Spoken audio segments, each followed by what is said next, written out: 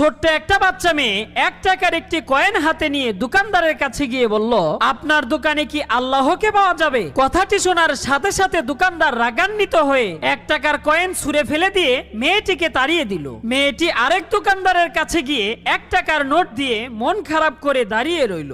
দোকানদার তখন ছোট্ট মেয়েটিকে বলল, এই 1 টাকা দিয়ে কি চাও তুমি? মেয়েটি তখন বলল, আমি আল্লাহকে চাই, আপনার দোকানে কি আছে? তখন দ্বিতীয় দোকানদারও তাকে তাড়িয়ে দিল। কিন্তু অবুঝ মেয়েটি হাল ছাড়লো না, একের পর এক দোকানে যেতে লাগলো। ঘুরতে ঘুরতে যখন 40টা দোকান পূর্ণ হলো, তখন একজন বৃদ্ধ দোকানদার মেয়েটিকে ডেকে বলল, তুমি আল্লাহকে কিনতে চাও কেন? কি করবে তুমি আল্লাহকে দিয়ে? সর্বপ্রথম কোন দোকানদারের মুখে এমন কথা শুনে ছোট্ট মেয়েটি আনন্দের হাসি হাসতে লাগলো। মেয়েটি ভাবলো, নিশ্চয় এই দোকানে আল্লাহকে পাওয়া যাবে। আবেগ ভরা কণ্ঠে মেয়েটি বলল, এই দুনিয়াতে আমার মা ছাড়া কেউ নাই। আমার মা সারাদিন কাজ করে